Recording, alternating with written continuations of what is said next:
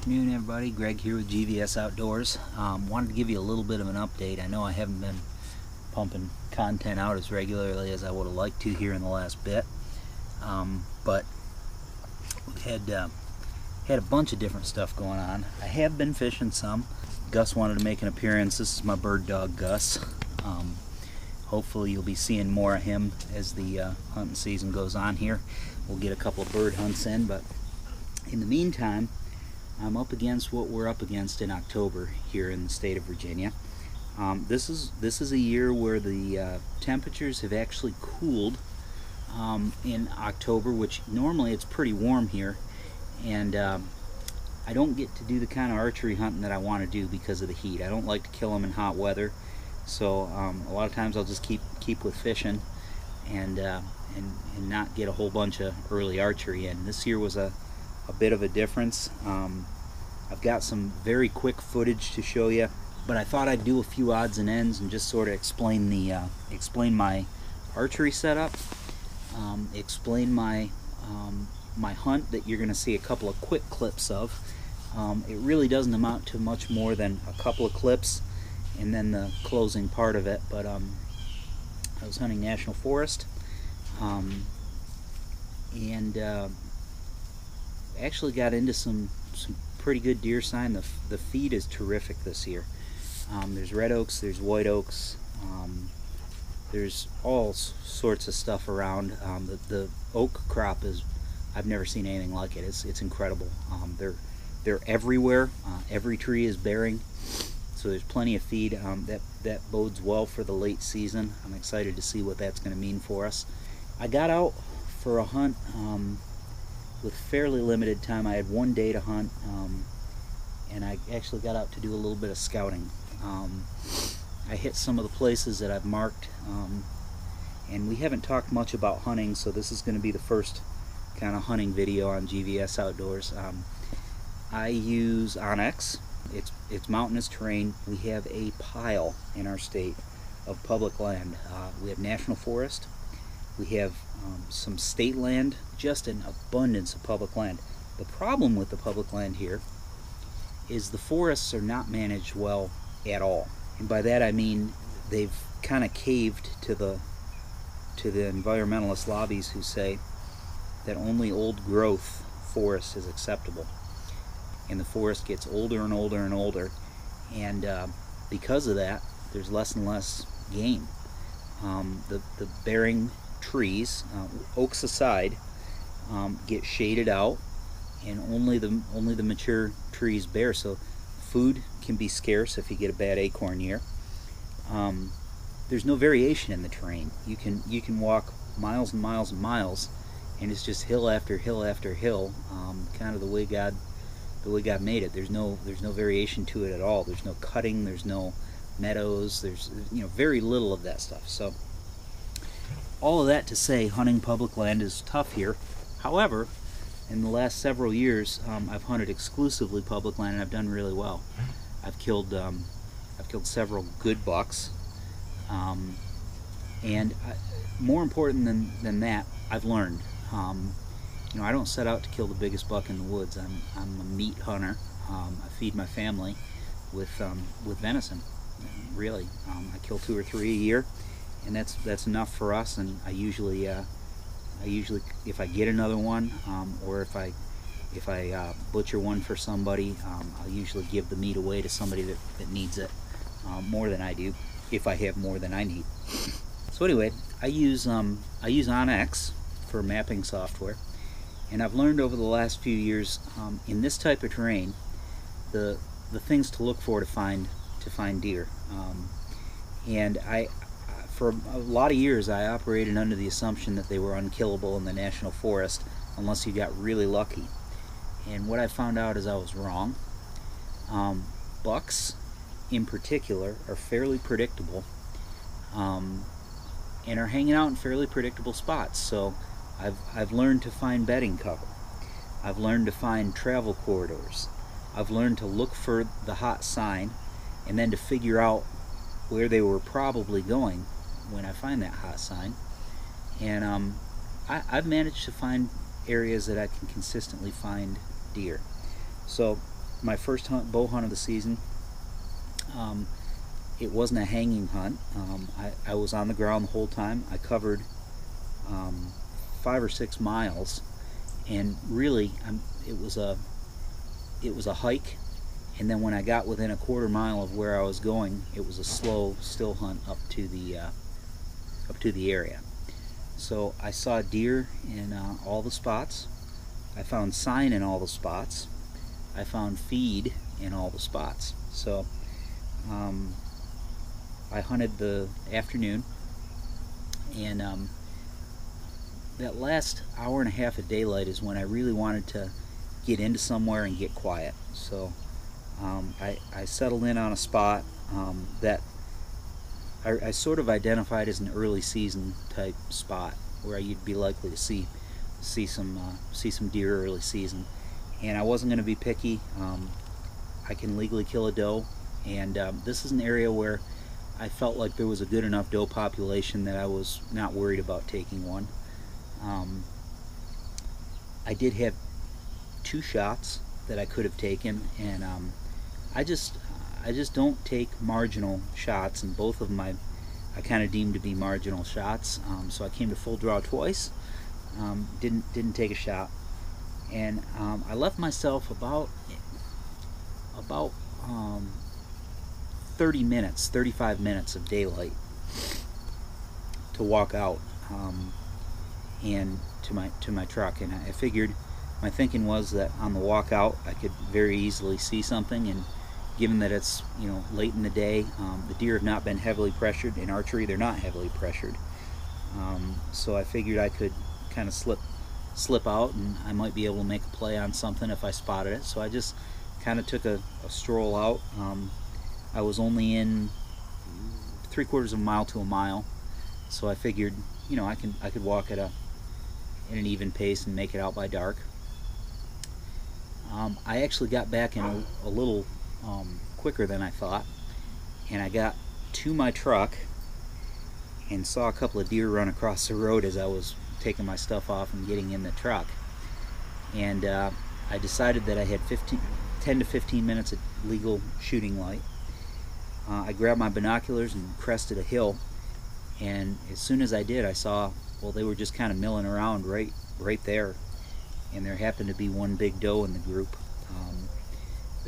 that looked like a candidate. So I went back to the truck, got my bow, got an arrow, and by the time I located them again, they had actually worked their way toward me, uphill from me. I took a shot, and that was that. So I had the first one of the year, and I'll show you that footage now.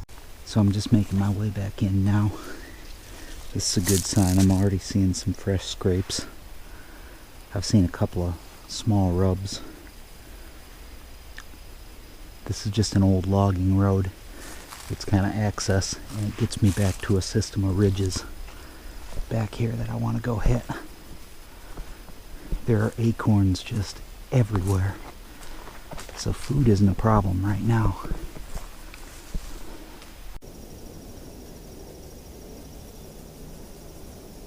I just bumped one off that other ridge over there.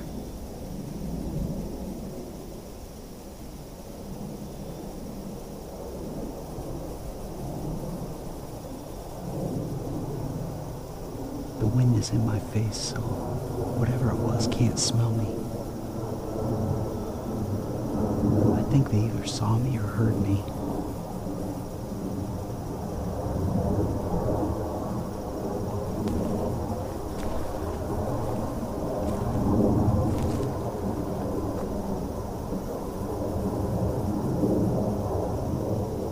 I just made a real bonehead move here. I was coming up to this ridge that I wanted to work out. There's some fingers that come out off the end of the ridge.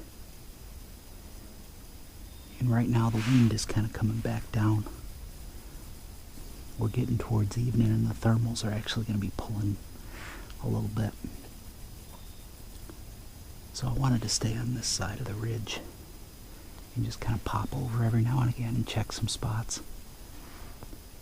And there was 2 does bedded right there, and there was a buck back, somewhere back in there. All 3 of them were in really easy bow range. And they ran right past me, and I stopped them, but I didn't have an arrow in. A really stupid move. You can't move too slow when you're doing this, and I just got a little bit too aggressive and moved a little too quick. They never winded me, which is good. They never even blew at me. I might run into them down the ridge again, but I'm gonna just let this cool off a little and then start poking back down. Hopefully something will come following those 2. We'll see. One of the things you're going to find when you hunt public land in the national forest is when you map scout and you mark points that are likely to have game or be travel corridors or something like that. One of the things you're going to find is when you actually get feet on the ground and you head out there, 9 times out of 10, there's signs of somebody being there. This is a good example. Right where I jumped those deer, there's a ladder stand. And this has been here at least the last couple seasons. Somebody's actually done some trimming in here, which you're not supposed to do. But this is a stand that somebody uses in rifle season, and they've been very successful with it. In fact, I've seen signs of them dragging deer out of here. But don't be discouraged by that, because what I found, I hunted this ridge last year. I hunted it in the peak of the rut. I hunted it in the archery season, and I hunted it in the late muzzleloader season.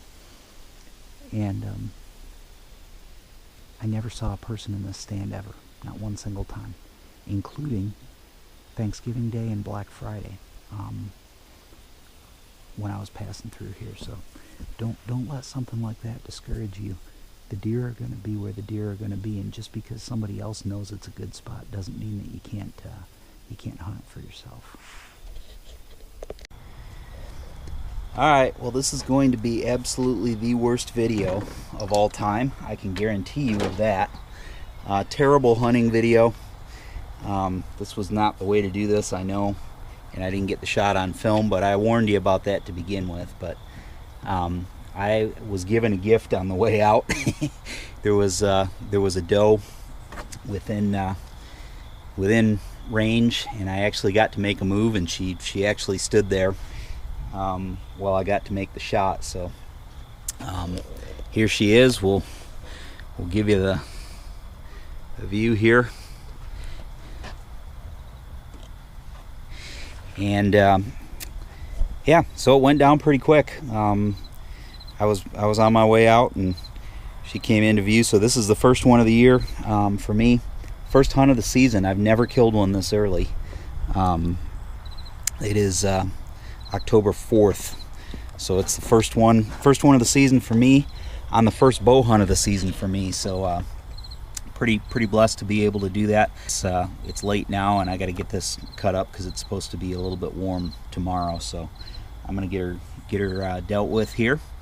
And thanks for coming along. I'll try to get a little better video next time I do this. So thanks for being with me anyway, and just wanted to give you a little bit of an update. So that's what the end of the hunt looked like, and I figured I'd take another minute just since I'm doing this update.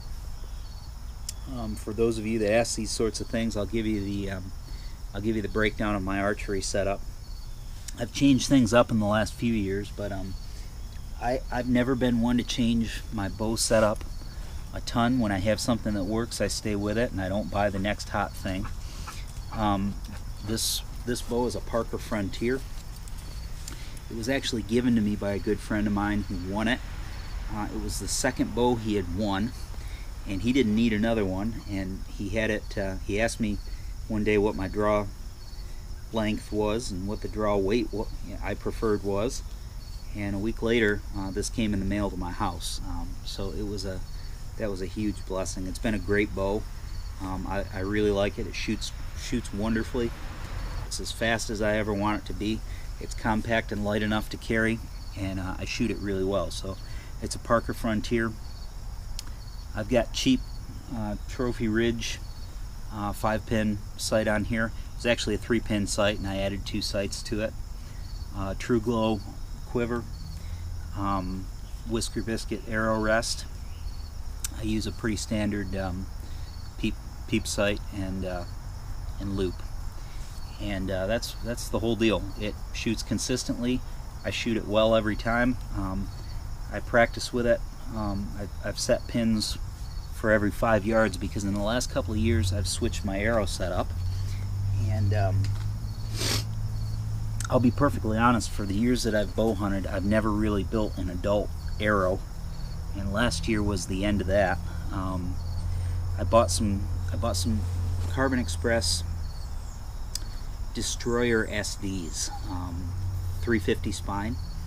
I got a buy on them, and I sort of wish, well, hindsight's 20/20, but they're really hard to find now, and they're not a cheap arrow either. But I take care of these, and I've got a couple of practice ones, and then I've got a couple of hunting ones, and then a couple of spares. But I shoot a Muzzy 125 broadhead. That's actually the one I killed the deer with.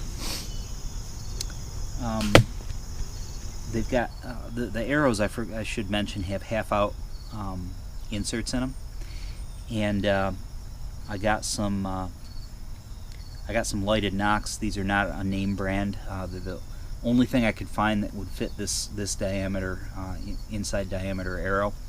And I've got the Allen quick wraps. I bought these on eBay. I bought a whole box of them from an archery store that was going out of business, and I think I paid $20 for the box, and got, I don't even know how many of them. There's 25 or 30 of them in there, and I use them for refletching my practice arrows when I ding them up. But these things are tougher than any fletching I've ever used. I don't even own a fletching jig.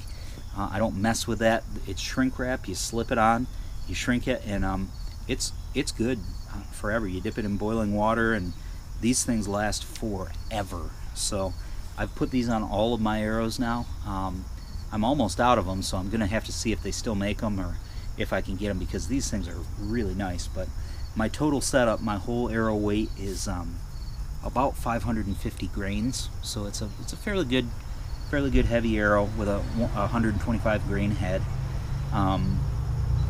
That doe that I shot this season,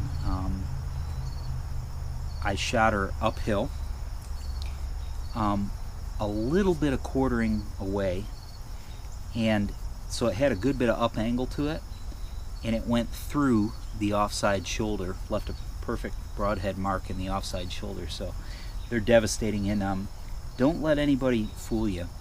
Tune your bow up to shoot fixed blade broadheads. I used expandables for a bunch of years with mixed success, and then I finally got away from it because I just like having some weight up front. And the tip on these broadheads is devastating. If you hit bone or something like that, it's not necessarily gonna stop the arrow. And I think I proved that with the deer this year. So hopefully we'll be doing a little bit more hunting. I do hunt out of a saddle, although I will say I hunt off the ground more than I hunt out of a tree. I like hunting on the ground. I like stalking. You screw up more things that way, and you're much more likely to scare game. But when it all comes together, it's really rewarding. And for the type of terrain that I hunt, I like to be mobile. I like to cover ground, and then if I find something that's worth sitting on, that's when I set up the saddle. I use a tethered Mantis saddle. That's my saddle setup. I carry a frame pack with me, and I quarter deer and pull them out of the woods. The last 2 years, I've killed deer at 5 and 6 miles in. The year before that, I dragged one 3 miles, and I said I'll never do that again. So I'm quartering them and carrying them out in a frame pack, and that works really well. This year, I think instead of quartering them, I'm going to bone them completely, and I'm carrying a little bit more gear with me. My pack's a little heavier, but I think it'll be worth it in the long run. So that's that. Gus wants to go bird hunting, so we're gonna do some of that for you. But I just wanted to drop a quick video to let you know that I haven't fallen off the face of the earth. I appreciate all of you that are subscribers. If you're running into this and you're not a subscriber, hit the subscribe button, like the video. I promise you we're going to try to get you some better content, and we'll try to get you more of it here. I need to be better about that, but I'm still learning, and bear with me. So anyway, thank you for tuning in. Thank you for taking the time to watch this if you're watching it now. I'm trying to put together some more content for you. Hopefully we'll have some more deer hunting where we've still got muzzleloader. We've still got rifle season and probably some more archery hunts to go. We've got plenty of striper fishing still to happen. Mixed in maybe a little crappie, who knows. And then I like to do as much bird hunting as I can, so we'll probably do a little bit of that with Gus there. And hopefully get a little bit of it on film for you. So thank you for tuning in. Like the video, subscribe to the video. Always love to hear from subscribers. Leave me a comment, and I reply to all of them that I can. So thank you very much, and hey, I look forward to seeing what we turn up. Enjoy some time in the outdoors.